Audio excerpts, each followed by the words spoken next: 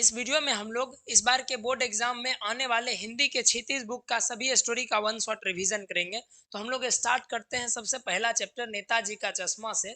तो नेताजी का चश्मा में शुरुआत होता है हालदार साहब के स्टोरी से।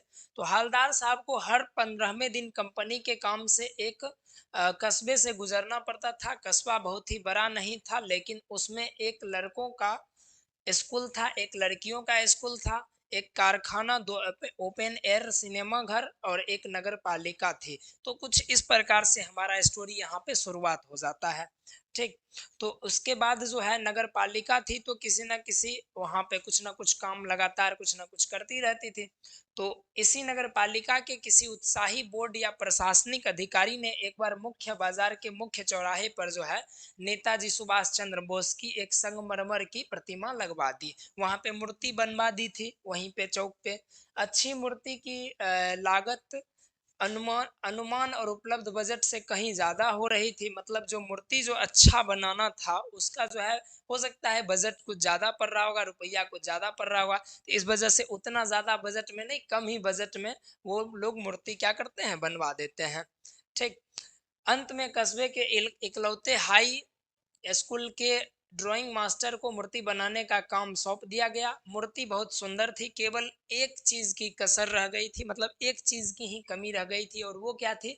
तो नेताजी की आंख पर चश्मा नहीं था। अब नेताजी के आंख पर जो चश्मा होगा, किसी कारणवश रुपया नहीं दिया गया होगा इसलिए छोड़ दिए, या फिर उस समय सामान उपलब्ध नहीं होगा इस वजह से छोड़ दिए, कोई भी वजह हो सकता है जिसके कारण उनकी आंख पर चश्मा नहीं लगा हुआ था। एक सचमुच के चश्मे का चेहरा काला फ्रेम मूर्ति पर पहना दिया गया था। हालदार साहब ने पहली बार मूर्ति को देखा तो सोचा, वाह भाई, यह आइडिया भी ठीक है। मतलब पहली बार जब देखे कि मूर्ति तो एकदम बना हुआ है संगमरमर का, लेकिन उस पे चश्मा ओरिजिनल वाला लगा हुआ है, तो ये देख करके थोड़ा सा मुस्कुराए। ये मूर्ति पत्थर की, लेकिन चश्मा रियल। दूसरी बार हालदार साहब कस्बे से गुजरे। कस्बा का मतलब होता है छोटा सा गांव, गांव का इलाका। तो कस्बे से गुजरे तो मूर्ति पर तार के फ्रेम वाला चश्मा, गोल चश्मा था। तीसरी बार फिर नया चश्मा था। इस बार वे पान वाले से पूछ ही बैठते हैं कि नेताजी के जो चेहरा होता है उस पे बार बार ये चश्मा कौन बदलता है? तो पान वाले ने बताया कि कैप्टन चश्मे वाला ऐसा करता था। हालदार हलदार साहब समझ गए कि चश्मे वाले ने नेताजी की मूर्ति बिना चश्मे के बुरी लगती होगी। मतलब नेताजी की जो वहां पे मूर्ति था, कैप्टन को वो बुरा लगता होगा, इस वजह से वो बार बार क्या करते हैं, चश्मा बदल देते हैं। इसलिए अपने उपलब्ध फ्रेमों में से अब ये बात भी पूछते हैं वो कि कैप्टन जो है कोई सेना में अधिकारी है क्या? तो वो बोलता भी है, पान वाला उस समय बोलता है कि वो लंगड़ा क्या सेना में अधिकारी रहेगा, इस प्रकार से जो है उसका मजाक उड़ाता है। समझे? तो उनको उनका मजाक उड़ाना अच्छा नहीं लगता है हलदार साहब को। तो ये समझ गए। तो उनको जो है इसलिए अपने उपलब्ध फ्रेमों में से एक को वह नेताजी की मूर्ति पर लगा दिया करते थे, फिट कर दिया करता था कैप्टन। जब किसी ग्राहक को वैसे ही फ्रेम वाला चश्मा चाहिए होता था जैसा कि मूर्ति पर लगाया गया है, तो कैप्टन उसी फ्रेम से, उस फ्रेम के मूर्ति मूर्ति से जो है वो फ्रेम वाला उतार लेते थे और वह ग्राहक को दे देते, और मूर्ति पर फिर दूसरा फ्रेम वाला चश्मा लगा देते थे। किसी कारणवश मूर्ति के लिए ओरिजिनल चश्मा बना ही नहीं था, मतलब बना ही नहीं था, तो क्या कर सकते थे, उसमें किसी तरह से एडजस्ट कर रहे थे उस समय। तो हालदार साहब ने पान वाले से जानना चाहा कि कैप्टन चश्मे वाला नेताजी का साथी है या आजाद हिंद फौज का भूतपूर्व सिपाही कोई होगा। तो उसने बताया कि वह लंगड़ा क्या फौज में जाएगा, ऐसा करके वो पान वाला जो है वो बोलता है। यह तो उसका पागलपन है। हालदार साहब को पान वाले द्वारा एक देशभक्त का मजाक उड़ाया जाना अच्छा नहीं लगता है। ठीक। कैप्टन चश्मे वाले की दुकान नहीं थी, वह फेरी लगाकर चश्मा बेचता था, जैसे छोटा मोटा फुटपाथ पर नाला वगैरह पे नहीं बेचता है, उस प्रकार से वो फेरी लगा करके चश्मा बेचा करता था। उसके बाद जो है 2 साल के भीतर हालदार साहब ने नेताजी की मूर्ति पर कई तरह के चश्मे लगते हुए बार बार देखते रहते हैं। एक बार जब हालदार साहब कस्बे से गुजर रहे होते हैं तो मूर्ति पर कोई भी चश्मा नहीं रहता है। पूछने पर पता चला कि कैप्टन मर गया, उससे बहुत दुख हुआ। मतलब उन्हें जो है लेखक को यानी कि हालदार साहब को काफी ज्यादा होता है दुख। 15 दिन बाद कस्बे से दोबारा से जब वो गुजरते हैं तो सोचा वहां नहीं रुकेंगे, लेकिन होता क्या है कि पान भी नहीं खाएंगे। अपने ड्राइवर को भी बोलते हैं कि पान कहीं और आगे जाकर के खा लेंगे, वहां पे नहीं रुकेंगे, क्योंकि उनका मन थोड़ा सा उदास था इस चीज को लेकर के। तो मूर्ति की ओर देखेंगे तक नहीं, लेकिन आदत जो पड़ चुकी थी लगातार 2 साल से मूर्ति की तरफ देखने का, तो इस बार आदत से मजबूर होकर के उस जगह पे से जब गाड़ी पहुंची और वहां से गुजर रही थी, तो ना चाहते हुए भी जो है हालदार साहब को उसकी तरफ निगाहें उठानी पड़ गई और देखनी पड़ गई। वे जीप से उतरे और मूर्ति के सामने जाकर खड़े हो गए। एकाएक जो है ना उनको कुछ ऐसा नजर आता है जिसके कारण गाड़ी रुकवा देते हैं और वहां पे जा करके खड़े हो जाते हैं। मूर्ति की आंखों पर सरकंदे से बना हुआ छोटा सा चश्मा रखा था। सरकंदा घास होता है और उस घास से बना हुआ चश्मा एक जो है वो रखा गया था। ये श्योर है कि ये चश्मा जरूर कोई बच्चा ही बनाया होगा खेल खेल में ना, जैसे बच्चे बना लेते हैं। यह देखकर हालदार साहब की आंखें भर आई इस बात से कि भले ही इस देश में कुछ लोग देशभक्त की इज्जत नहीं करते हो, थोड़ा बहुत उनका मजाक उड़ा देते हैं, लेकिन अभी भी हमारे देश में जो बच्चे हैं उनके अंदर देशभक्ति की भावना कूट कूट के भरी हुई है। तो ये देख करके लेखक को काफी ज्यादा खुशी होती है। अब हम लोग आगे बढ़ते हैं इसके अगले चैप्टर पे। हमारा अगला चैप्टर है बाल गोविंद भगत। तो बाल गोविंद भगत का स्टार्ट करते हैं समरी यहाँ से। डिटेल्ड समरी है आपका, टोटल चीज इसमें समझ में आ जाएगा। तो बाल गोविंद भगत मंझले कद के गोरे चिट्टे आदमी थे, ना ही हाइट में खूब बड़ा थे ना ही हाइट में खूब छोटा थे। इस प्रकार के वो आदमी थे। उनका उम्र 60 बरस से ऊपर थी और बाल पक गए थे। वे लंबी दाढ़ी नहीं रखते थे और कपड़े बिल्कुल कम पहनते थे। कमर में लंगोटी पहनते थे और सिर पर कबीरपंथी सी एक फटी कान फटी टोपी पहनते थे। ये उनका वेशभूषा का चित्रण है जो आपको एग्जाम में पूछ भी सकता है। ठीक। सर्दियों में ऊपर से कंबल ओढ़ लेते थे। वे गृहस्थ होते हुए भी सही मायनों में साधु थे, मतलब पारिवारिक जीवन जी रहे थे फिर भी वो एक तरह के साधु थे, समझे। तो माथे पर राम नंदी चंदन का टीका और गले में तुलसी की जड़ों की बडौल माला पहने रहते थे। इसके बाद है हमारा, उनका एक बेटा और पुतहु थे। पुतहु मतलब बेटा थी और बेटे की जो पत्नी थी वो थी। वे कबीर को साहब मानते थे, मतलब अपना वो गुरु मानते थे। किसी दूसरे की चीज नहीं छूटे और ना ही बिना वजह झगड़ा करते थे। मतलब किसी दूसरे आदमी की जो कोई भी वस्तु होती थी, उनकी कोई भी सामान को कभी भी नहीं छूते थे बिना परमिशन को, और ना ही किसी से झगड़ा करते थे। उनके पास खेती बाड़ी थी तथा साफ सुथरा मकान था। खेत से जो भी उपज होती थी उसे पहले सिर पर लादकर कबीरपंथी मठ ले जाया करते थे और वहां से जो भी रिटर्न प्रसाद स्वरूप वो स्वीकार करते थे। जो भी रिटर्न मिलता था थोड़ा सा अनाज वहां दान करते, फिर वापस उनको मिल जाता था और वो उसी से गुजारा करते थे, घर लेकर के वो आ जाते थे। वे कबीर के पद का बहुत मधुर गायन करते थे। आषाढ़ जो अखार जनरली हम लोग बोल देते हैं, आषाढ़ का महीना होता है लेकिन गांव देहात में अखार बोल दिया जाता है। बारिश का वो महीना होता है, जुलाई अगस्त का महीना है ये। आषाढ़ के दिन में जब समूचा गांव खेतों में काम कर रहा होता, तब बाल गोविंद भगत जो है पूरा शरीर कीचड़ में लपेट खेत में रोपनी करते थे। धान की रोपनी वगैरह करते हुए अपने मधुर गानों से वो सबका मनोरंजन करते थे, गीत गाया करते थे। भादों की अंधेरी अंधरिया में उनकी खंजरी बजती थी। खंजरी जो है ये एक प्रकार से ऐसे करके हाथ से इस प्रकार से बजाने वाला आवाज, जैसे कीर्तन वगैरह में नहीं देखते हैं झाल बजाता है, उसी तरह से होता है ये। ठीक। उनकी खंजरी बजती थी। जब सारा संसार सोया होता तब उनका संगीत जागता था। कार्तिक मास में उनका प्रभातियां शुरू हो जाती थी। वे अहले सुबह नदी स्नान को जाते और लौटकर पोखर से ऊंचे भिंडे पर अपनी खंजरी लेकर बैठ जाते और अपना गाना शुरू कर देते थे। मतलब गर्मी में तो था ही, ठंडी में भी ये नहीं छोड़ते थे, ठंडी में भी लगातार अपना दिनचर्या फॉलो करते रहते थे। गर्मियों में अपने घर के आंगन में आसन जमा बैठते। उनकी संगीत साधना का चरम यहाँ पे है हमारा चरमोत्कर्ष तब देखा गया जब उस दिन एक उनका एकलौता बेटा था। जिस दिन उनका एकलौता बेटा का जो है मृत्यु हो जाता है, बड़े शौक से उन्होंने अपने बेटे की शादी करवाई थी। बहू भी बहुत सुशील थी, मतलब उस बेटे की जो पत्नी थी वो भी बहुत सुशील थी, मतलब समझदार थी। ठीक।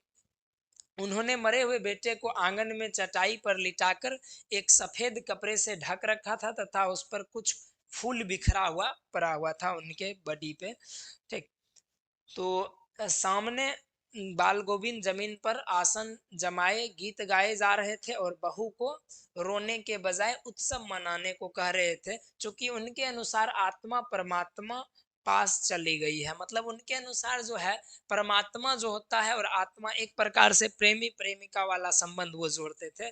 तो आत्मा जो है परमात्मा से जाकर के मिल गई है, तो ये जो है उदासी का माहौल नहीं है, ये एक अच्छा माहौल है कि आत्मा का मिलन परमात्मा से हो गया है। तो वहां पर जो है विरह का भावना नहीं आना चाहिए, उनका ये मानना था। तो वे आनंद की बात है, उन्हें बेटे की चिता को आग भी बहू से दिलवाई। और जैसे ही श्राद्ध की अवधि पूरी हुई, बहू के भाई को बुलाकर उसके दूसरे विवाह कर देने की आदेश दिया। मतलब जैसे ही श्राद्ध का कार्यक्रम पूरा हो जाता है, क्रिया पूरा हो जाता है, तो लड़की के जो भाई होते हैं, यानी उनकी बहू की जो भाई थे, उनको बुला करके उनकी दूसरी शादी करने के लिए उनको आदेश देते हैं। बहू जाना नहीं चाहती थी, साथ रह उनकी सेवा करना चाहती थी। मतलब बहू जो थी सीधे इस बात से क्या कर देती है, इनकार कर देती है ना। परंतु बाल गोविंद के आगे उनकी एक भी ना चली। उन्होंने दलील, अगर वो नहीं गई तो वे घर छोड़कर चले जाएंगे। मतलब वो दलील मतलब ये देते हैं कि अगर वो नहीं गई तो वो घर छोड़ करके बाल गोविंद भगत ही चले जाएंगे। फिर भी ये जो है समझाने की कोशिश करती है, उनकी बहू भी समझाने की कोशिश करती है कि जो अगर वो मान करके चलिए कि अगर वो अभी चली गई इस अवस्था में, तो उस वृद्ध अवस्था में उनका जो है देख रेख कौन करेगा। ये बात को लेकर के वो काफी ज्यादा चिंतित रहती है। मेनली उनकी जो बहू थी ये सोच रही थी कि अगर इस अवस्था में उनको अगर छोड़ करके वो चली जाएगी तो उनका ध्यान कौन रखेगा, वृद्धावस्था में उनका ध्यान कौन रखेगा। इस कारण से वो वहां से जाना नहीं चाहती थी। तो उसके बाद क्या होता है कि वे हर वर्ष गंगा स्नान करने जाते थे। बाल गोविंद भगत की मृत्यु भी उनकी इच्छा स्वरूप ही हुई थी। हर वर्ष वो गंगा स्नान करने के लिए जाते थे। गंगा 30 कोस डडूर पड़ते, मतलब दूर पड़ती थी। यहाँ पे डडूर लिखा गया है, वहां पे दूर होगा। तो गंगा 30 कोस दूर पड़ती थी, फिर भी वे पैदल ही चले जाते थे। घर से खाना खाकर निकलते तथा वापस आकर के ही खाना खाते थे, इतनी दूर पैदल भी जाते थे। बाकी दिन उपवास पर रह जाते थे वो बिना खाना खाए हुए। किंतु जब उनका शरीर बूढ़ा हो चुका था, इस बार लौटे तो तबीयत खराब हो चुकी थी। किंतु वो जो अपना डेली का जो व्रत था, नेम व्रत कहने का मतलब रोज रोज का जो ये क्रियाकलाप था, छोड़ने वाले नहीं थे। वही पुरानी दिनचर्या शुरू कर दी। लोगों ने मना किया इन चीज के लिए, परंतु वे टस से मस नहीं हुए। और एक दिन संध्या में गाना गाया, परंतु भोर में किसी ने उनकी गीत नहीं सुनी। मतलब शाम में जब गा रहे थे तो उनके गला से वो सुर नहीं निकल पा रहा था जो सुर के साथ सब दिन से गाया करते थे। सुबह में जब कोई लोग उनका गीत नहीं सुनते हैं तो लौट करके सब लोग जाते हैं देखने के लिए कि क्या हुआ आखिरकार। तो देखते हैं कि बाल गोविंद भगत भगत जो थे इस दुनिया को अलविदा कह चुके थे। ठीक। इसके आगे है हमारा नेक्स्ट चैप्टर, इस पे चलते हैं। लखनवी अंदाज है यहाँ पे, कीड़ा फेंकने वाला चैप्टर ना। तो अब देखिएगा लखनवी अंदाज में क्या चीज है कि लेखक अपने बारे में बताते हैं कि जर्नी का जो स्टोरी है, एक कहानी है, वो बताते हैं। लेखक को पास में ही कहीं जाना रहता है। लेखक ने यह सोचकर सेकंड क्लास का टिकट लिया कि उसमें भीड़ कम होती है, वे आराम से खिड़की के पास प्राकृतिक दृश्य देखते हुए और किसी नई कहानी के बारे में सोचते हुए आराम से ट्रेवल कर लेंगे, चले जाएंगे। लेकिन पैसेंजर पैसेंजर ट्रेन खुलने को थी, लेखक दौड़कर एक डब्बे में चढ़े, परंतु अनुमान के विपरीत वहां पे उनको लगा क्या पैसेंजर ट्रेन है, डब्बा खाली होगा तो आराम से चढ़ जाते हैं। लेकिन जैसे ही वो वहां पे प्रवेश किए, वहां पर उस डब्बे में पहले से एक जो है साहब मौजूद रहते हैं ना। डब्बे में पहले से ही लखनऊ की नवाबी नस्ल के एक सज्जन पालथी मार करके बैठे हुए रहते हैं। उनके सामने दो ताजे चकने खीरे तौलिए पर रखे हुए, मतलब ताजा जो खीरा है वो रखा हुआ होता है। लेखक को अचानक जो है लेखक उस डब्बे में जो अचानक चढ़ गए, उससे वो थोड़ा सा असहज हो जाते हैं ना। सज्जन को अच्छा नहीं लगा, उन्होंने लेखक से मिलने में कोई भी दिलचस्पी नहीं दिखाई। मतलब लेखक से ऐसे होता है ना कि इंट्रोडक्शन नॉर्मली होता है, वो भी कुछ भी एकदम आराम से वो भी बैठ गए ना। तो आराम से बैठ गए तो उनको भी ये महसूस होने लगा सोच करके कि लगता है क्या मेरे आने की वजह से जो है ये भी थोड़ा सा जो है असहज महसूस कर रहे हैं। हो सकता है हमारी तरह ये भी अकेले ट्रेवल करने का जो अकेले यात्रा करने का जो है मन बना लिए हो, और बीच में हम टपक पड़े यहाँ पे, इस वजह से उन्होंने लेखक से मिलने में कोई दिलचस्पी नहीं दिखाई। शायद नवाब साहब ने सेकंड क्लास का टिकट इसलिए लिया ताकि वे अकेले यात्रा कर सके, परंतु अब उन्हें यह बिल्कुल अच्छा नहीं लग रहा है कि उनके सफेद पोश यानी उनके सामने कोई दूसरा आदमी आकर के बैठ जाए ना यहीं पे। उन्हें मंझले दर्जे में सफर करता देखे। उन्हें शायद खीरा भी अकेले सफर में जो खाने के लिए रखे होंगे, वक्त काटने के लिए खरीदा होगा, परंतु अब किसी सफेद पोस्ट के सामने, मतलब कोई अनजाना आदमी के सामने में जो है खीरा कैसे खाएंगे। नवाब साहब ने खिड़की से बाहर देख रहे थे ना। नवाब साहब जो थे खिड़की से बाहर देख रहे थे, परंतु लगातार कनखियों से लेखक की ओर देख रहे थे। ऐसा है कि लेखक भी जो होते हैं ना, नवाब साहब को वो भी खिड़की से बाहर देखते हैं, ये भी लेखक को ऐसे करके देख, मतलब दोनों इशारा इशारा में देख रहे एक दूसरे को ही रहते हैं। अचानक ही नवाब साहब ने लेखक को संबोधित करते हुए खीरे की लुत्फ उठाने को कहा। मतलब नवाब साहब जो है खीरा खाने के लिए पूछते हैं लेखक से, लेकिन लेखक साहब जो है आराम से ये लेखक जो है ये मना कर देते हैं, शुक्रिया कह करके वो मना कर देते हैं। नवाब ने बहुत ढंग से खीरा जो है वो क्या करता है, उसको खीरे को छीलते हैं, धोते हैं, पहले लोटा से पानी निकाल करके धोते हैं, काटते हैं, उसमें जीरा नमक मिर्च भून करके तौलिया पर सजा देते हैं, खीरा का फांक लगा देते हैं, फिर दोबारा से जो है लेखक से पूछते हैं एक बार और खाने के लिए पूछते हैं ना। इसलिए आत्मसम्मान बनाए रखने के लिए दूसरी बार जब पूछते हैं तो फिर भी वो पेट खराब होने का बहाना बना करके, और उसके बाद जो है आत्मसम्मान, क्योंकि पहली बार पूछे थे मना कर दिए, दूसरी बार में हाँ बोलते तो फिर तुरंत जो है सो समझता है कि आज आत्मसम्मान पे ये बात आ जाता है, सेल्फ रिस्पेक्ट पे।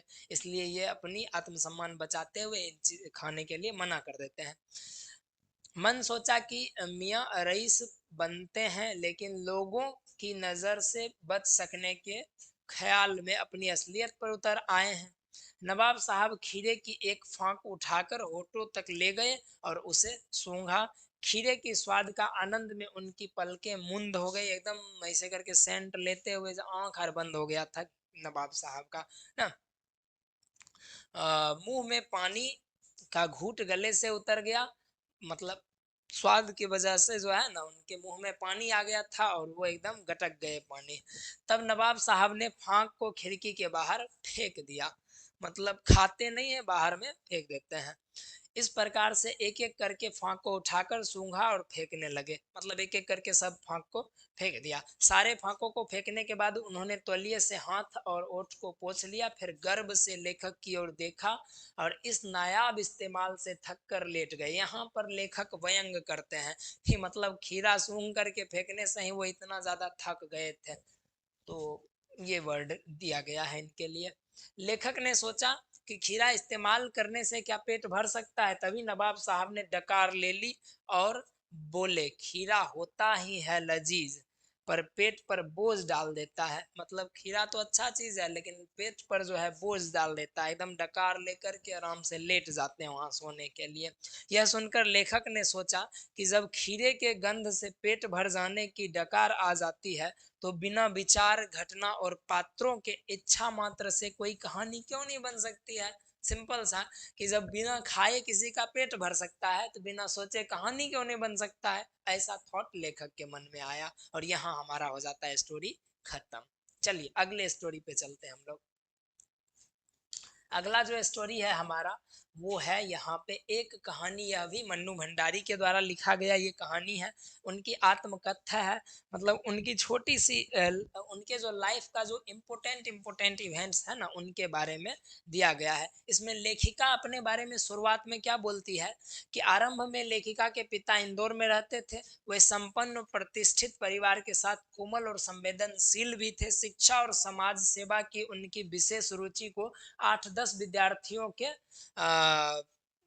सदा उनके घर रहकर पढ़ने से समझा जा सकता था। मतलब शिक्षा की कितनी वो रिस्पेक्ट करते थे एजुकेशन की, ये इससे समझा जा सकता है कि उनके घर में 8-10 को विद्यार्थी हरदम पढ़ते रहते थे।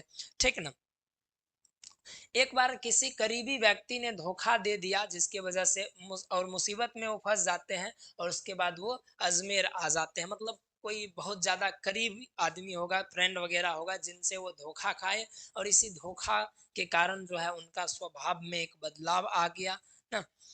तो एक अंग्रेजी हिंदी को शब्दकोश जो है पूरा करने पर भी जब धन नहीं मिला, मतलब वो डिक्शनरी बना रहे थे, तो उनसे पहचान तो मिला, लेकिन आर्थिक लाभ उनको नहीं मिला, रुपया उतना ज्यादा नहीं मिला। तो उनकी सकारात्मकता घटती चली गई, और वे सदा के लिए बेहद क्रोधी, शक्की, जिद्दी और अहमवादी हो गए। मतलब हम जो के हैं वो सही हैं, मतलब बड़ा दुनिया एकदम पूरा घटिया टाइप का है। मतलब इस टाइप का सोच का वो हो गए, कि मतलब दुनिया बड़ा मतलबी है, कोई चीज का रिस्पेक्ट, कोई चीज का वैल्यू नहीं करता है। काफी ज्यादा क्रोध होने लगा उनको, शक की मिजाज के हो गए, हर किसी पे शक करने लगे, कोई भी बात को लेकर के काफी ज्यादा जिद्दी हो गए। तो ये सारा चीज उनके जो है व्यवहार में देखने को मिल रहा था। लेखिका का जन्म मध्य प्रदेश के भानपुरा गांव में हुआ था, परंतु उनकी यादें अजमेर के ब्रह्मपुरी मोहल्ले के साथ एक 2 मंजिला मकान में पिता की बिगड़ी मन स्थिति के साथ शुरू हुई। उनका जो है, जहां से उनको धुंधली धुंधली यादें थोड़ी बहुत याद है। तो पिताजी ऊपर के मंजिल पर बिखरी कॉपी किताबों में उलझे रहते थे। नीचे परिवार रहता था, और फर्स्ट फ्लोर पर ऊपर वाला जो मकान था, वहां पे पिताजी का साम्राज्य बिखरा हुआ था पूरा। वह अपनी माँ और 5 भाई बहनों के साथ नीचे रहती थी। नवाबी आदतों के कारण आदि पिताजी आदि पिता त्यागमयी पत्नी और मातामयी अनपढ़ माँ पर जब तब बरसते और सभी पर शक करते रहते थे। मतलब उनका जो फ्रस्ट्रेशन था ना, वो अपने परिवार के आदमी पर ही उतर जाता था उनका फ्रस्ट्रेशन, ये ध्यान रखिएगा। खास करके माँ पर उतर जाता था। और इस लेखिका को इस बात का बार बार बुरा लगता था कि माँ अगर गलत जहाँ पे नहीं है, वहां माँ क्यों नहीं बोलती है कि हम इस जगह पे गलत हैं। तो इस चीज को लेकर के लेखिका काफी ज्यादा चिंतित भी रहती थी। ठीक। उनकी धुंधली सी याद ही, देखिए, माँ कभी भी आदर्श नहीं बन पाई, शक करते रहते थे। उसके बाद जो है, परिस्थितियां को किस्मत समझने वाली माँ को लेखिका कभी अपना आदर्श नहीं बना सकी, क्योंकि मेनली वही बात है ना, कि लेखिका का मानना था कि हम अगर गलत अगर हम गलत नहीं हैं, तो हम गलत खुद को क्यों मानते रहेंगे, कोई हमको क्यों कहते रहेगा, हमारा भी अपना सेल्फ रिस्पेक्ट है, स्वाभिमान है। तो ये चीज उनका मानना था। तो लेखिका की जो बड़ी बहन थी, उनकी शादी, वो जब लेखिका छोटी सी थी, बच्ची थी, उसी समय उनकी बड़ी बहन की शादी हो गई थी। तो उनकी जो यादें हैं, बहुत ही धुंधली यादें, लेखिका को उतनी बड़ी अच्छे से याद उनकी है नहीं। तो बचपन में घर के पड़ोस की संस्कृति ने उन्हें इतना प्रभावित किया था, कि उन्हें अपनी आरंभिक कहानियां उन्हें उन्हीं पर लिखी। मतलब शुरुआत में जो है, शुरुआती कहानियां जो है उन्हीं पे वो लिख डालती हैं। वर्तमान शहरी जीवन में पड़ोस की कमी को उसे दुखी और चिंतित बनाती है। मतलब अभी के समय में जो शहर में ज़्यादातर लोग क्या होते हैं कि अपने से ही सिर्फ मतलब रखते हैं, ज़्यादातर दूसरे लोगों तक सीमित नहीं रहते हैं, अपने घरों में ही बंद रहते हैं, बगल में कौन है, क्या है, उससे कोई मतलब नहीं रखते हैं। तो इन चीज़ों को लेकर के वो दुखी और चिंतित रहती है, चिंतित बनाती है। पिता के द्वारा उनकी बड़ी बहन सुशीला के गोरेपन और सुंदरता की प्रशंसा से जगहहीन बोध ने उन्हें विशेष बनने की लगन उत्पन्न की, परंतु लेखिका उपलब्धियों के मिलने पर भी वह उससे उबर ना सकी। मतलब इनका जो रंग रहता है ना, लेखिका का ये काला रंग रहता है, और इनसे जो बड़ी बहन एक और बहन रहती है सुशीला, वो गोरी रंग की रहती है। तो और पिताजी को गोरा रंग बहुत ज्यादा पसंद रहता है, इस वजह से वो लेखिका से कम, मतलब उससे कम लगाव रखते थे, और जो है सो सुशीला से उनका ज्यादा लगाव रहता था, और हर बात में सुशीला से इसका कंपैरिजन कर दिया करते थे, तुलना कर दिया करते थे। तो इस वजह से जो है इनके अंदर खुद को लेकर के ना हीन भावना उत्पन्न होने लगी थी, कि हम इतना ज्यादा बुरा है कि हमको कोई अच्छा नहीं मतलब मानता है, इस प्रकार से। तो जब यही एक सक्सेस हुई ना, तो इनके अंदर वो कॉन्फिडेंस उतना ज्यादा नजर नहीं आता था, या उनको यानी जब भी कोई इनका तारीफ कर देता था ना, तो उनको लगता ही नहीं था कि ये हम तारीफ के काबिल हैं, ये वास्तव में मेरा ही तारीफ किया गया। उनको लग रहा था मजाक उड़ाया जा रहा है, ऐसा लगता है। सुशीला के विवाह और भाइयों के पढ़ने लिखने के लिए बाहर जाने पर पिता ने उसे रसोई में समय खराब न कर देश दुनिया की हाल जानने के लिए प्रेरित किया। घर में राजनीतिक पार्टियों की बहसों में को सुनकर उसे देशभक्ति की भावना जाग जाती है। ठीक। उसके बाद जो होता है, मतलब वहां पे जो है डेली शाम में मीटिंग वगैरह चल रहा होता है अपने दोस्तों के साथ, तो उनमें सुशीला को भी वो बैठा लेते हैं। सन 1945 में सावित्री गर्ल्स कॉलेज के प्रथम वर्ष में हिंदी प्रधान प्रधान प्राध्यापिका, मतलब उनकी जो हिंदी की लिटरेचर की टीचर थी, उनका नाम शीला अग्रवाल ने था। तो शीला अग्रवाल ने लेखिका में ना केवल हिंदी साहित्य के प्रति रुचि जगाई, बल्कि हिंदी साहित्य होता क्या है, उसका रियल जो वर्ल्ड है, उससे उनका परिचय करवाई, उनकी दुनिया, उनसे उस दुनिया से इसका परिचय करवाई।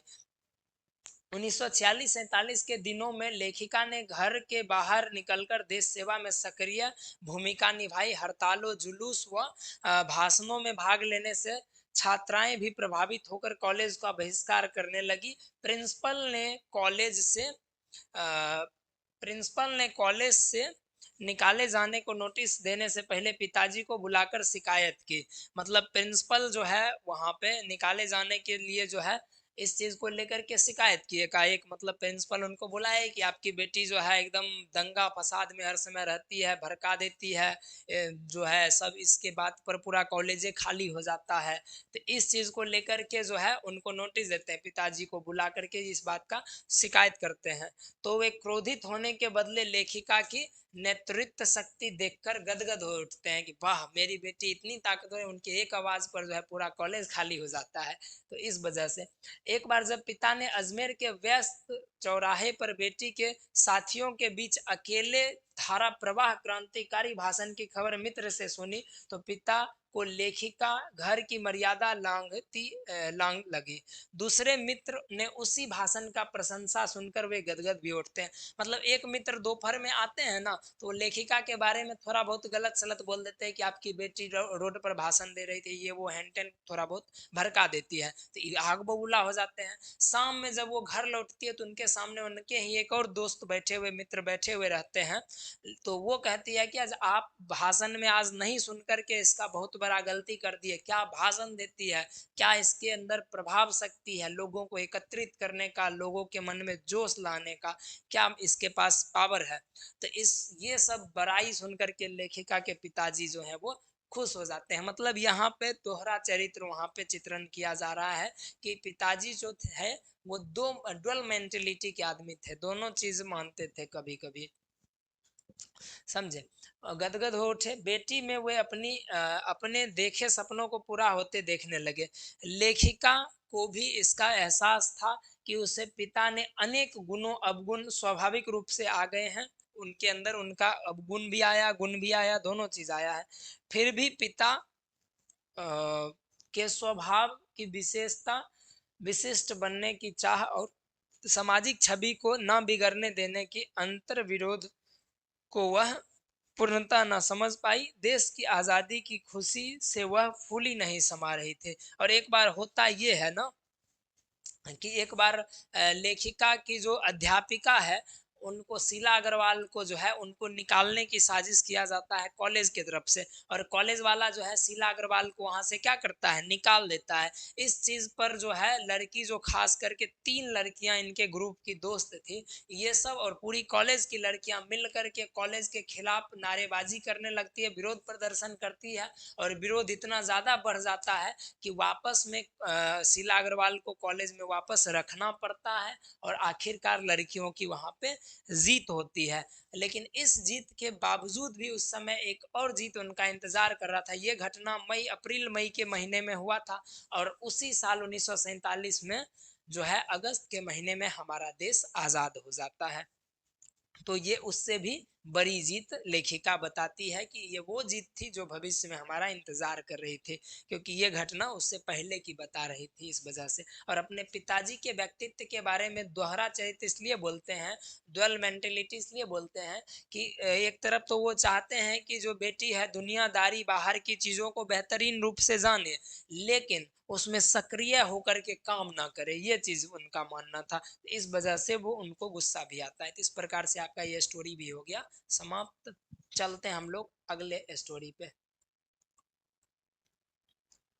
तो नौबत खाने में इबादत बिस्मिल्लाह खान, इनके बारे में ये है। तो बिस्मिल्लाह खान के बारे में जो सबसे पहले बात है, इनके बचपन का नाम अमरुद्दीन था और उन्हीं का बाद में बिस्मिल्लाह खान कहा गया, जिनका जन्म बिहार के डुमराव गांव के एक संगीत प्रेमी परिवार में हुआ। इनके बड़े भाई का जो नाम है वो था शमसुद्दीन, और जो उम्र में उनसे 3 साल बड़े थे।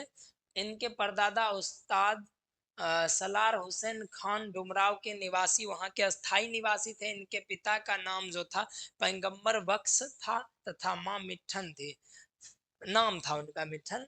तो 5-6 वर्ष होने पर जो है न डुबराव छोड़ करके वे अपने ननिहाल काशी यानी कि उत्तर प्रदेश चले आते हैं।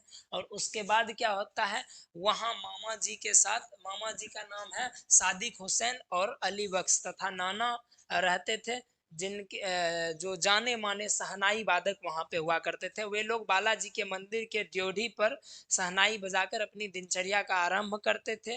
वे विभिन्न रियासतों के दरबार में बुलाए जाने पर अपना जो कला था वो दिखाते थे। ठीक। उसके बाद ननिहाल में 14 साल की उम्र से ही बिस्मिल्लाह खान ने बालाजी के मंदिर में रियाज करना शुरू कर दिया। उन्होंने वहां जाने का ऐसा रास्ता चुना जहां उन्हें दो बहन हुआ करती थी, एक रसूलन बाई और एक बतूलन बाई, उसके घर के बगल से गुजरा करते थे। और वो दोनों बहनों का जो गाना था, गीत था, इतना सुरीला आवाज था कि उनको बहुत ज्यादा सुनना इनको पसंद आता था। ठीक। तो जिससे उन्हें खुशी मिलती थी। अपने साक्षात्कारों, साक्षात्कार का मतलब है इंटरव्यू इंग्लिश में जिसको कहते हैं, तो अपने साक्षात्कारों में भी उन्होंने स्वीकार किया है कि बचपन में इन लोगों ने इनकी संगीत के प्रति प्रेम पैदा करने में भूमिका निभाई। भले ही वैदिक इतिहासों में शहनाई का जिक्र ना मिलता हो, परंतु मंगल कार्यों में इसका प्रयोग प्रतिष्ठित करता है, अर्थात यह मंगल ध्वनि का संपूरक माना जाता है। मतलब ये जो शहनाई है, भले इनका किसी धार्मिक चीज में उल्लेख नहीं हो, लेकिन ये हर मंगल कार्य में, शादी वगैरह के माहौल में, मुंडन के माहौल में, या हर शुभ कार्य के माहौल में जो है इसको बजाया जाता है, ये ध्यान रखिए। बिस्मिल्लाह खान ने अपने 80 वर्ष के हो जाने के बावजूद हमेशा पांचों वक्त वाली नमाज, 5 वक्त की नमाज को फज्र की नमाज कहा जाता है। और फज्र की नमाज जो है ये दिन में 5 बार पढ़ी जाती है। तो पांचों वक्त की नमाज में सहनाई के सच्चे सुर को पाने की प्रार्थना में बिताया है। मतलब अभी भी 80 साल के हो गए, इतनी उपलब्धियां हासिल हो गई, फिर भी अभी भी भगवान से जो है कला ही मांगते हैं अपने लिए। ठीक। उसके बाद जो है मुहर्रम के 10 दिन बिस्मिल्लाह खान अपने पूरे खानदान के साथ ना तो शहनाई बजाते हैं और ना ही किसी कार्यक्रम में भाग लेते हैं। क्यों? क्योंकि मुहर्रम जो होता है, ये जो है हमारा शोक का त्योहार होता है, ये खुशी का त्योहार नहीं हुआ, ये उदासी का त्योहार होता है, मातम का त्योहार होता है मुहर्रम। इस वजह से ये उसमें किसी भी कार्यक्रम में भाग नहीं लेते हैं। 8वीं तारीख को 10 में से 8वां जब दिन आता है, तो 8वीं तारीख को वे शहनाई बजाते हुए दाल मंडी से फातमान की 8 किलोमीटर की दूरी तक भींगी आंखें से नोहा बजाकर निकलते हुए सबकी आंखों को भिगो देते हैं। मतलब ये सैड म्यूजिक बजाते हुए, सैड आवाज में सारा चीज ये अपना धुन बजाते हुए जाते हैं, जिससे सारे लोग जो हैं ये क्या हो जाते हैं, इमोशनल हो जाते हैं। फुर्सत के समय में उस्ताद और अब्बा जान को काम को याद कर अपनी पसंद की सुलोचना, गीता वाली जैसे अभिनेत्रियों की देखी फिल्मों को याद करते हैं। मतलब जिस समय फुर्सत रहते हैं उस समय अपने उस्ताद अब्बा जान की बातों को याद करते हैं। और इनकी एक फेवरेट हीरोइन 90s के दशक की थी जिनका नाम था सुलोचना, तो उनको याद ये करते हैं। ठीक। वे अपने बचपन की घटनाओं को याद करते हैं कि कैसे छुपकर नाना के शहनाई बजाते हुए सुना करते थे, तथा उनकी बाद में जो है उनको लगता था कि नाना जो शहनाई बजाते हैं ना, वो शहनाई में ही मिठास है। तो वो नाना की मीठी शहनाई को ढूंढते थे कि कौन सा शहनाई, क्योंकि ये बजाते थे तो ऐसा आवाज नहीं आता था। तो उनको लगता था कि नाना जो शहनाई बजाते हैं वो मीठी शहनाई है, वो कहीं छुपा करके रखे हैं। तो वो खोजने की कोशिश करते थे, नहीं मिलने पर सबको एक एक करके फेंकते चलते थे। और कभी कभी मामा की सहनाई पर पत्थर पटक देते थे ना। बचपन के समय में वे फिल्मों के बड़े शौकीन थे। उस समय थर्ड क्लास की टिकट के 6 पैसे थे, तो 6 पैसे में से व्यवस्था कैसे करते थे देखने के लिए वो अपनी फेवरेट हीरोइन के फिल्म को, तो 2 पैसे मामा से लेते थे, 2 पैसे जो है मौसी से ले लेते थे, और 2 पैसे जो बच गया वो नाना से ले लेते थे। 6 पैसे का इंतजाम हो जाता था। बाद में घंटों लाइन लगकर टिकट खरीदते थे और अपनी पसंदीदा अभिनेत्री की जो सुलोचना है उसकी फिल्म को देखने के लिए बालाजी की मंदिर पर कभी कभी क्या करा करते थे, वो शहनाई बजाया करते थे और उससे उसकी कमाई होती थी। और तब जाकर के वो सुलोचना की फिल्म को देखते थे और जल्दी कोई भी सुलोचना की फिल्म को वो नहीं छोड़ते थे। तथा उन्हीं की गली में कुलसुम की जो है एक दुकान थी, वहां पे जो है कुलसुम नाम करके एक महिला है, उनकी दुकान थी जहाँ पे देसी घी में कचौरी छाना जाता था। तो उन कचौरी को खाना कभी भी नहीं भूलते थे, वहाँ खाना इनको अच्छा लगता था। काशी के संगीत आयोजन में अवश्य भाग लेते थे जो हर साल हुआ करता था, और वो महावीर जयंती के दिन हर साल हुआ करता था। यह आयोजन कई वर्ष से संकट मोचन हनुमान मंदिर में महावीर जयंती के अवसर पर हो रहा था, जिसमें शास्त्रीय और उप शास्त्रीय गायन वादन की सभा होती थी। बिस्मिल्लाह खान जब काशी से बाहर भी रहते थे तो वो क्या करते थे कि उसी बालाजी मंदिर की तरफ मुख करके और उधर ही अपना जो है शुरुआत किया करते थे, अपनी दिन के दिनचर्या का शुरुआत करते थे और सहनाई उस तरफ घुमा करके ये रियाज किया करते थे। गंगा काशी और सहनाई उनका जीवन ही हो चुका था ना। काशी का स्थान सदा ही उनके लिए विशिष्ट रहा, और काशी धार्मिक स्थल भी है, काफी फेमस भी है। काशी विश्वनाथ कॉरिडोर की वजह से वहाँ मणिकर्णिका घाट है, जहाँ मणिकर्णिका घाट पे जो है मसान की होली खेला जाता है। होली से एक दिन पहले जो है वहाँ पर जो है डेड बॉडी के राख से होली खेला जाता है। वहीं पर हमारा जो है मणिकर्णिका मंदिर भी है वहाँ। उसके बाद जो है मणिकर्णिका मंदिर एक बीएचयू में भी है, लेकिन वो कम फेमस है वहाँ पे। लेकिन जो घाट पे है वहाँ पे वाराणसी घाट पे जो है ना, गंगा के घाट पे, वहाँ वो मंदिर ज़्यादा फेमस है। गंगा आरती फिर बहुत ज़्यादा वहाँ पे फेमस है, तो इस वजह से। और काशी और बनारस, यहाँ की बनारस की जो सबसे फेमस चीज़ है साड़ी, और ख़ास करके बनारस की गलियाँ ना। बनारस की गलियां भी बहुत ज्यादा फेमस है, ये ध्यान रख। इस पे तो मूवी में गाना वाना बन जाता है गलियां पे, बनारस की गलियां पे। गंगा काशी और सहनाई उनका जीवन था। काशी का स्थान उनके लिए सदा ही विशिष्ट रहा। यह संस्कृति की पाठशाला है। बिस्मिल्लाह खान के सहनाई की धुनों को दुनिया दीवानी हो जाती थी। सन 2000 के बाद पक्का महल से मलाई बर्फ बालों के जाने के बाद देसी घी तथा कचौरी जलेबी में पहले जैसे स्वाद न होने के कारण उन्हें इसकी काफी कमी खलती है। मतलब इनका ये इस लाइन से है कि जब धीरे धीरे समय बदला ना, तो लोग बदलते चले गए, समय बदला, माहौल बदला, तो ये बदलते माहौल को देखना अच्छा नहीं लगता। ये बहुत कुछ बदल चुका है, पहले जैसा कुछ भी नहीं रहा है। तो ये बड़ा ऑड लगने लगा है इनके। वे नए गायकों और वादकों में घटती आस्था और रियाजों का महत्व के प्रति चिंतित है। मतलब नए नए जो गायक आ रहे हैं ये इतने आस्था से नहीं सब चीज कर रहे हैं, ये चीज है। बिस्मिल्लाह खान हमेशा से दो कौमों की एकता, मतलब दो अलग अलग धर्मों की एकता, भाईचारा, एकजुटता की प्रेरणा देते रहे हैं।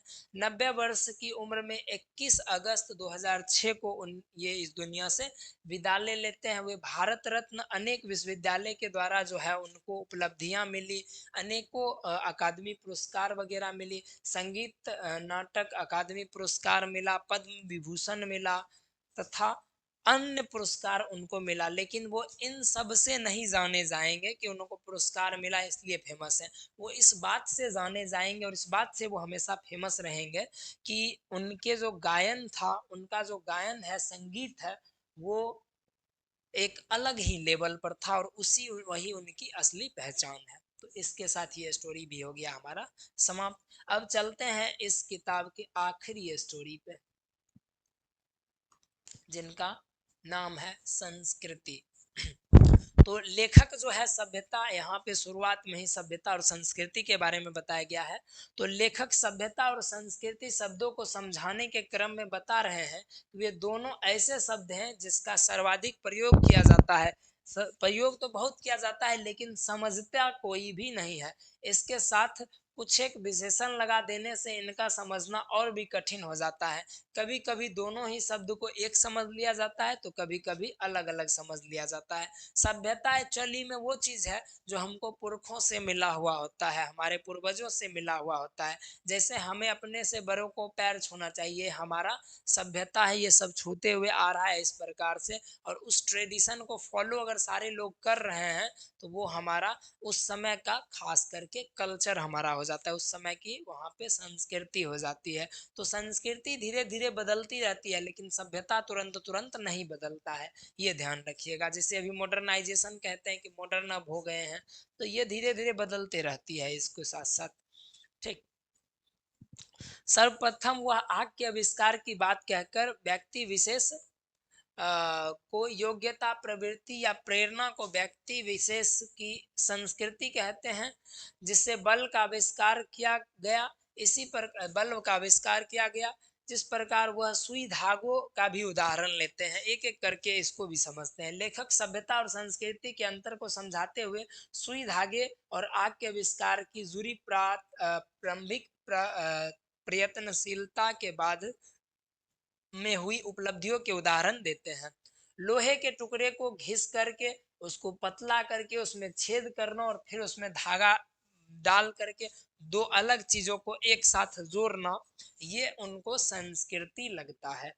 और इन खोज के आधार पर आधार बनाकर आगे जो इस क्षेत्र में विकास हुआ वो उसे सभ्यता कहते हैं। आगे चल करके जैसे कपड़ा बना, अलग अलग चीज बना, तो इसी को कहते हैं सभ्यता। ऐसे करके एक सुसंस्कृति व्यक्ति की पहचान उसकी योग्यता, प्रवृत्ति और प्रेरणा के रूप में होती है। उनकी बुद्धि अथवा विवेक के आधार पर नए निश्चित तत्वों की खोज आगामी पीढ़ी को सौंपने वाली संस्कृति होती है, जबकि उनके तथ्य उसी तथ्य के आधार बनाकर आगे बढ़ने वाली सभ्यता का विकास करना वाला होता है। न्यूटन अपने गुरुत्वाकर्षण के सिद्धांत के आगे कुछ ना जान सका।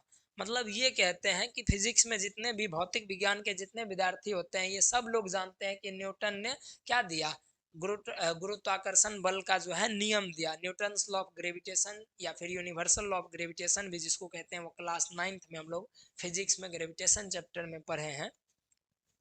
तो इसके बारे में कौन बताए? न्यूटन साहब बताए। लेकिन इसी पर आगे चल करके जो भी खोज हुआ, ये न्यूटन का बताया गया ये सिद्धांत को संस्कृति मानते हैं। और न्यूटन के सिद्धांत के ऊपर जितनी भी चीजें काम करती है या बनी या खोज हुआ, उसको ये सभ्यता कहते हैं।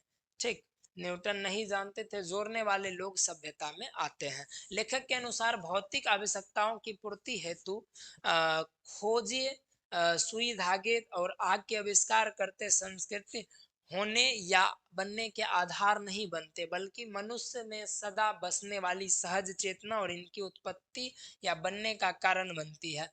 इस सहज चेतना का प्रेरक अंश हमें अपने मनीषियों से मिला है, मतलब पुराने ऋषि मुनियों से हमें मिला है। मुंह के कौर का दूसरे के मुंह में डाल देना और रोगी बच्चे को रात भर अपने गोद में लेकर माता का बैठे रहना, इसी चेतना से प्रेरित होता है। मतलब हम लोग का वो संस्कृति है कि हम अपने हिस्से की चीज को भी दूसरों को दान कर देते हैं। अगर कोई हमारे सामने कुछ जरूरत के लिए आया है, तो अगर हम थोड़ा सा कम में भी एडजस्ट कर लेते हैं और उसको भी दे देते हैं, तो हमारी संस्कृति इस प्रकार की है। उसी प्रकार से हमारी जैसे बच्चे बीमार पड़ते हैं, तो माँ जो होती है रात रात भर उसको गोद में लेकर के उसकी देखभाल करती है, भले अपनी रात भर की नींद को त्याग देती है और भर रात उनकी देखभाल करती है। ये चीज है। इसी चेतना से प्रेरित होता है। 2500 वर्ष पूर्व बुद्ध का मनुष्य को तृष्णा से मुक्त के लिए उपायों को खोजने में गृह त्याग कर कठोर समस्या करना, कार्ल मार्क्स का मजदूरों के सुखद जीवन के सपने देखने के लिए अपने जीवन को दुखपूर्ण बिता देना, और लेनिन का मुश्किल से मिले डबल रोटी के टुकड़ों को दूसरे को खिला देना, इस चेतना से प्रेरित हो संस्कृत बनने के उदाहरण हैं। मतलब यहाँ सारा का सारा त्याग और डेडिकेशन को दिखाया गया है कि किस प्रकार एक का त्याग जो है और डेडिकेशन जो है, समर्पण जो है, दूसरे के लिए बहुत ही ज्यादा फायदेमंद होता है। कभी कभी कुछ चीजों, मतलब अगर हम किसी से प्रेम करते हैं या कोई चीज हम चाहते हैं, तो वहां पे जो है हमको डेडिकेशन की खास जरूरत होती है, समर्पण की बहुत ही ज्यादा जरूरत होती है। और ये चेतना हमें हमारे पूर्वजों से ही मिली है। तो इस प्रकार से आपका ये चैप्टर भी हो गया कंप्लीट। और इस आधार पर जो है हमारा, देखिए थोड़ा सा जो है इसमें और भी है, इसमें कि लेखक के अनुसार खाने पीने, पहनने ओढ़ने के तरीके, आवागमन के साधन, यहाँ तक कि परम परस्पर मर कटने के तरीके भी संस्कृति का ही परिणाम, सभ्यता के उदाहरण है। मानव हित में कर मानव हित में काम न करने वाली संस्कृति असंस्कृति है, इसे संस्कृति नहीं कहा जा सकेगी। इसके उदाहरण हमारे परस्पर मर कटने के तरीके और आत्मविनाश की बढ़ते साधन है। यह निश्चित ही असभ्यता को जन्म देती है ना। मतलब मानव जो है अब एक दूसरे को मार काट के लिए उतारू हो चुका है, अपने फायदे के लिए सब चीज करना चाहता है, तो ये असंस्कृति है। मानव हित में निरंतर प्रयत्न परिवर्तनशीलता का ही नाम संस्कृति है। संस्कृति बुद्धि और विवेक से बना एक ऐसा तथ्य है जिसकी कभी दल बांधकर रक्षा करने की जरूरत नहीं पड़ती है। संस्कृति का कल्याणकारी अंश कल्याणकारी की तुलना से सदा श्रेष्ठ और अस्थाई है। इसी अर्थ में यह अविभाजित अर्थात अखंड भी है। मतलब ये चीज है कि अपने फायदे को केवल ना सोच करके अपने फायदे के अलावा दूसरों के हित में भी काम करना ही हमारा संस्कृति है। सिर्फ अपने लिए ही सारा कुछ सोचना हमारा संस्कृति नहीं होता है। तो इतना था आपका इस चैप्टर का पूरा। तो इस प्रकार से आपके हिंदी के क्षितिज बुक का जितना भी स्टोरी था ये आपका हो गया खत्म। अब हम लोग इसके बाद देखेंगे हिंदी के क्षितिज बुक का जितना भी कविता है, यानी सभी पोएम्स को एक साथ वन शॉट रिवीजन करेंगे।